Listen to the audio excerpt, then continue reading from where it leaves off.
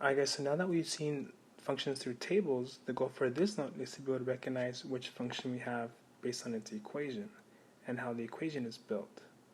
So each equation of a function has unique characteristics. For a linear function, if I have an equation like example f, the x term will be raised to the first power. So if my x term is raised to the first power, which means that in this case, the x term is here, this is going to be raised to the first power, and this is the largest x term we have. So when we see this, we know it's going to be a linear function.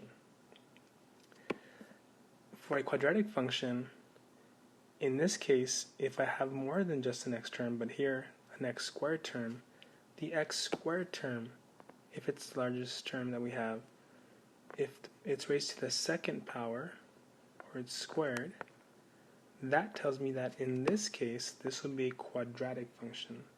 So again, it can have an x term also, but the x squared will trump it. This tells me it's a quadratic function. And then lastly, for an exponential function, which we just saw is going to be a curve, in this function, in the equation, the x will be an exponent. So the x is the exponent in the equation. So if you look at this carefully, notice how in this example, the x itself is the exponent. Over here, the exponent was a number, it's a 2. For a linear function, the exponent is a 1. For an exponential function, the exponent is the actual x. So this tells me here that I have an exponential function. So being able to tell structurally what you have by how it's built is again a useful tool to know what I'm looking at. So for examples, identify the function represented by the equation, then identify the shape. So example I. Here's m of x. Again, guys, in function notation, this is just the name, so this is the function m. And if I look at the way that it's built, what function do you think this would be? And the fact that I see x as an exponent, I know it's going to be an exponential function in this case. So this will be exponential. Oops, I ran out of space, guys. I wrote that really poorly, sorry. A little smaller. So this will be exponential. I'll put it here on the side. So exponential. And then I know once it's this kind of function, it's going to have a curve for a shape. So I have a visual in my head of the picture, so it's a curve. And once I have that general idea, then I can think about actually finding the specific points. So I can find here m of 2. In this case, this is the name of my function, so I'm saying to work with this function. And then this 2 is going to be my input. This is my input.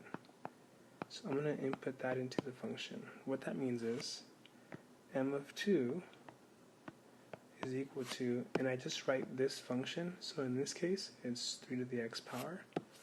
So 3 to the x power, but instead of putting the x, I can input this 2 in place of it. So it's going to be 3 to the second power. And then I just get 3 squared is going to be 9.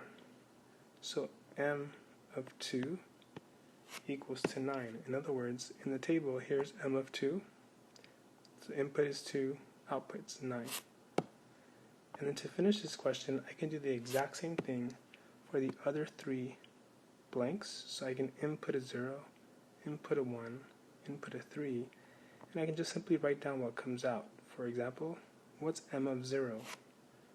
So m of 0 would mean to take the exact same function, which is 3, then I'm going to input the 0 in place of x. And 3 to the 0 power, which you may or may not know, guys, at this point, but that will equal to 1. And if that's a little bit weird, we'll definitely discuss that as we move forward in this class. That's a 1. Then to wrap this up, m of 1, which will give me this output, will be 3 to the first power, which is just 3. And then to finish up, m of 3 Again, I'm simply just taking each x and inputting it into my function here to get some result out. So m of 3 is going to be this here, m of 3.